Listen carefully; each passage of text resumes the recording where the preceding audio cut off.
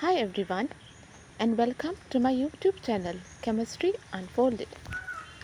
Today in this video we are going to study about 1H NMR, that is also called as the proton NMR, and the C13 NMR. So let's get started. First of all, what is the difference between the proton NMR and the C13 NMR spectroscopy? If you see, the natural abundance for 1H NMR is very less, that is 1.1, whereas for C13 it is nearly 100%. Second, because of this natural abundance being very low in case of H1 NMR, only few atoms are NMR active. Whereas in case of C13 NMR, since the natural abundance is 100%, all the atoms are NMR active. This is the megahertz value in case of H1 NMR, that is 10.71, and for C13 it is 42.58 megahertz. For H1 NMR you get a de-shielded value, that's a lower value. For C13 you get very high values, so it is a shielded region. These are a few values for the functional groups which are to be remembered by heart in case of C13 and H1 NMR. So you see that in case of C13 NMR, the values are comparatively at a higher side for the same functional group. Wherever it's sp, wherever there is sp, it's a triple bond. Okay, so over here there is a triple bond. Same way over here there's a triple bond. Okay, here it is C double bond C sp2. Okay. Next, we learn to find the number of signals that you get. So the atoms which are equivalent give the same number of signals in the 1H NMR. Okay, for another point, let me come behind. One other point of difference between that I remember is their reference standard that you use. For H1 NMR, the reference standard is TMS, that is tetramethylsilane, and for C13 you mostly use a deuterated solvent like CdCl3. Okay, number of signals. So I said equivalent atoms which have the same chemical environment give the same number of signals. So let's take some examples and learn to find out the number of signals. CH3, here you have a chlorine, here again you have a hydrogen, and here again you have a CH3. So what do you see? You have to observe the environment. So this proton is surrounded by a carbon and bonded to it is another carbon. Same way these protons is bonded to carbon surrounded by another carbon. So this will also give one signal. So both these signals are the same one. Whereas this hydrogen will give another signal. So you see this compound gives two proton NMR signals.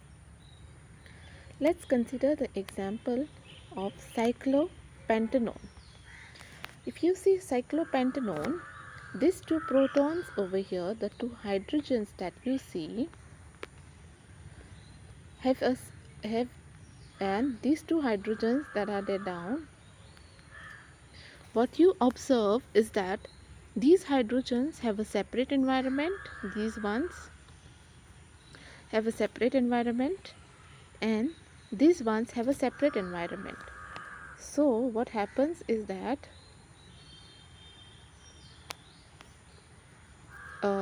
these protons give these two protons, these two type of protons, they give one signal. So this will give one signal and this will give another signal. Fine. Okay, let's take some more examples to see the number of signals that you see. Okay, I hope you all have noted down, or you may pause the video and note the signals. I'm erasing it so that I can write more examples. The next compound is C double bond C, CH3, H, Cl and hydrogen. You see there are hydrogens over here, hydrogen over here, hydrogen over here. So we need to see the environment. Okay, so if you see this hydrogen is bonded to a carbon and is bonded to another carbon, so this will give one signal. This hydrogen is bonded to a carbon which is attached to a CH3, so it will give the second signal. And this hydrogen is bonded to a carbon which is in turn attached to a chlorine, so it will give the third signal. So you see three signals for this compound. Let's take another example.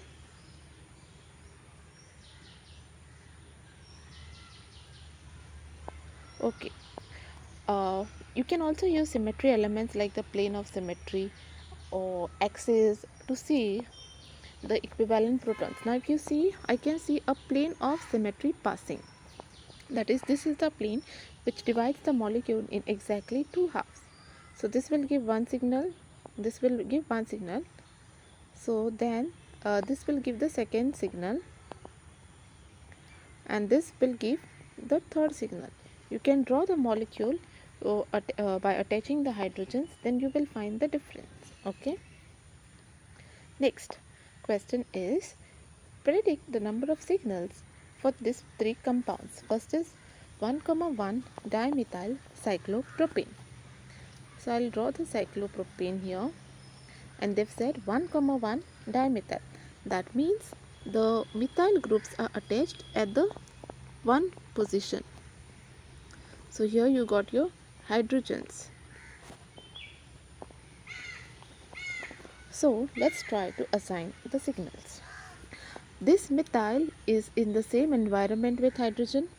Same way, it's in the same down methyl is also in the same environment with hydrogen. So it will get one signal. When you see the two hydrogens, also they are in same environment. That is, one side, if you consider this particular hydrogen, one side it is attached to methyl, the other side it is attached to hydrogen, and down it is attached to hydrogen. So it shows one environment. So it is signal 2. Same way, if you see the down hydrogen, it is attached to down methyl, side hydrogen, top hydrogen. So it is the same environment. And the similar case goes for these hydrogens as well. So it is 2. This one shows 2 signals. Okay. Let me take out this diagram so that I can show the second example over here. I hope you've noted down. Okay. Next is cis 1,2 dimethyl cyclopropane. So the methyl groups are attached at cis position at 1 and 2 carbon. So down you have your 2 hydrogens, and on top you have your 2 hydrogens. So let's assign the signals. So if you see, this methyl is attached to a hydrogen, and side it is there, side neighboring place you have a methyl down you have a hydrogen. So it will give one signal, it will give one type of a signal. So let's label it as 1. Same way, if you see the cis 1, this one also is similar to this hydrogen, so this one will also give one signal. Considering the 2 hydrogens that are there, this hydrogen is bonded to has 2 methyl groups at the neighboring sides, and down there is a hydrogen. Okay, so it so it will give one signal. Let's label it as 2. But if you see the down hydrogen, above also there is one hydrogen, and sideways if you see there are 2 hydrogens. Okay, so this will give the third signal, and the fourth signal is given by these hydrogens. Okay, so the total number of signals that you see in case of 1,2 cis dimethyl cyclopropane is 4 signals. Okay, let us try out for trans 1,2 dimethyl cyclopropane.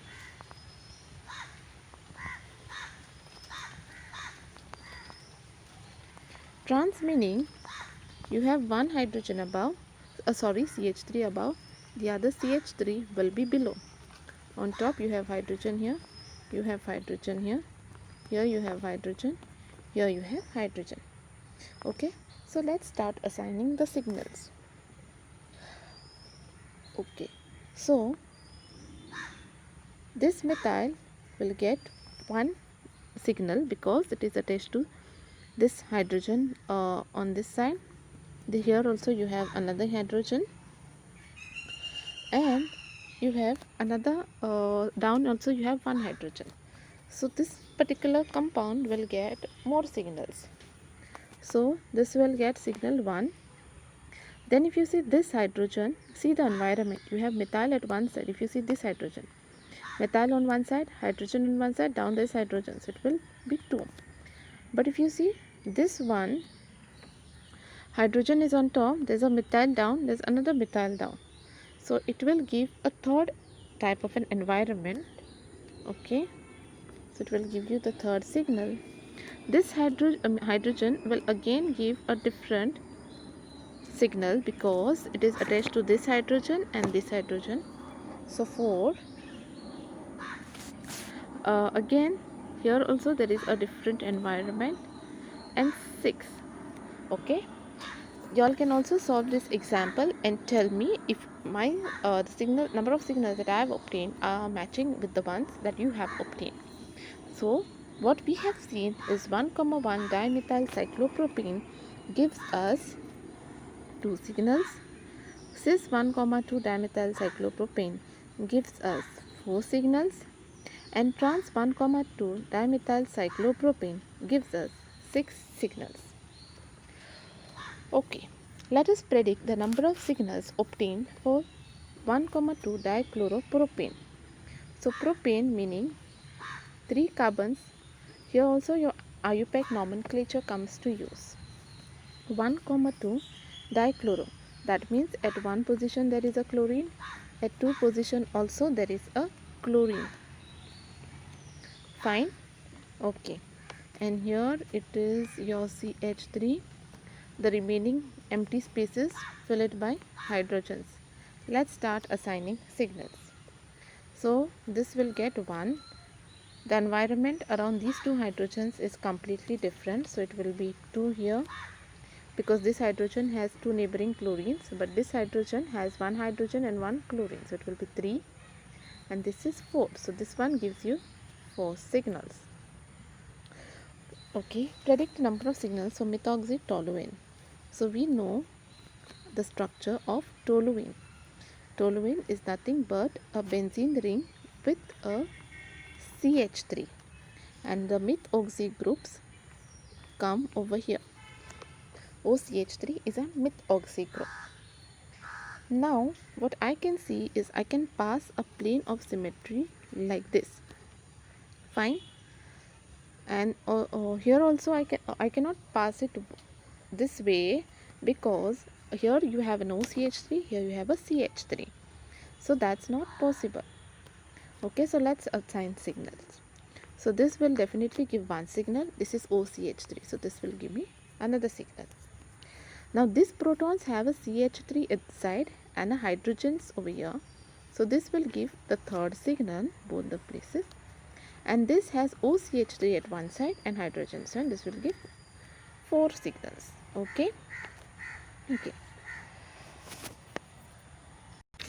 Next question is differentiate between the following compounds based on your C13 NMR. Okay, I will draw 3 compounds and you need to differentiate them based on 13C NMR. So let us differentiate these 2 structures based on the C13 NMR. For C13 NMR, you have to look at the carbon atoms and not the hydrogens. So you have to look at the environment surrounding the carbon atoms. Let us label them as compound A and compound B. So let's start. Now if you see that this compound, there are how many carbon atoms? There are 6 carbon atoms. So for the 3 carbon atoms you have hydrogen, for the 2 carbon atoms you have chlorine, and you see a perfect C3 axis. So let's assign signals. So this will give one signal, this will also give one signal, this will also give one signal, and this will give you your second signal. So the total number of signals that you see on this structure is 2.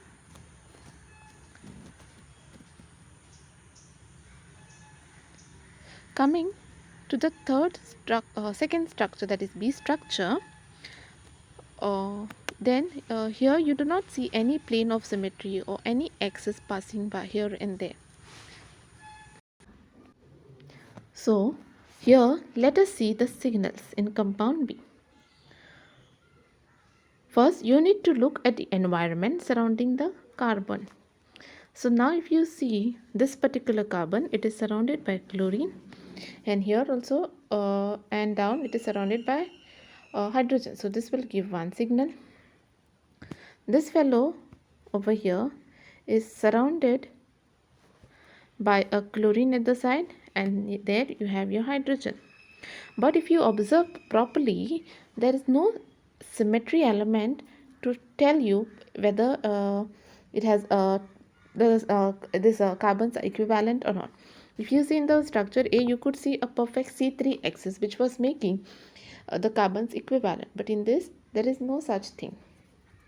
So based on this we can make out that this compound does not have any element of symmetry. Fine. So based on this you can conclude that this compound does not have any equivalent carbon atom as such. So all the signals are same. All the signals are different. So in total you see 6 signals for structure B. Based on this is how you can differentiate between compounds having the same formula, the difference between them. So you see if in this two they had the same formula, but based on the NMR you could make out that those two compounds are not the same but they are different. This is the practical application. Okay, where in the case 1 you can see 2 signals, in the case B you can say 6 signals. Okay, so here I'll draw a few structures of which you need to find the C13 signals.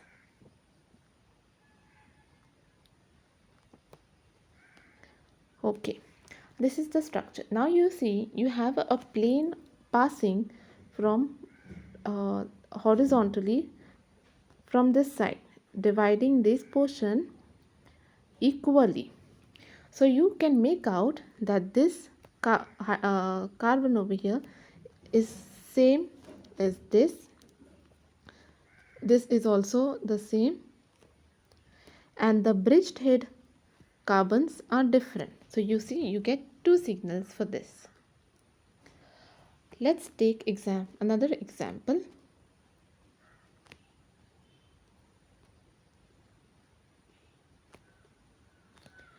Okay, y'all can tell me the name of the structure in the comment section down below.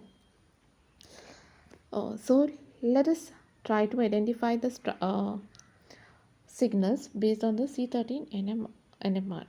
Okay, now if you see this carbon and this carbon are same, so it will give you one signal, because you can apply a plane of symmetry from here which divides the molecule centrally into 2 equal halves. So this and this is same as a mirror image, like this same way this and this is the same. So this will give you your second signal. Same way this will give you your second signal. This will give you your third, and this is your fourth. Fine. Similarly you can try it for H1 also. You can try in case for both C13 and H1. That can be your practice. And last we can try for this. You need to find the C13 NMR signals. Fine. Here's the structure.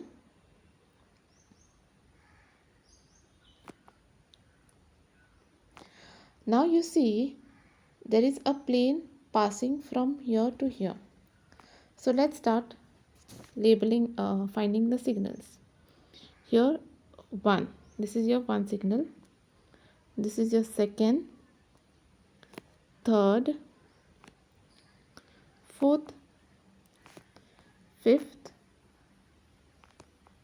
sixth, and seventh. So this is how you obtain the number of signals for C13 NMR. I again tell you, try it in both the cases. Thank you. If you've liked the video, please share it with your friends. Comment down your queries and do subscribe to my channel.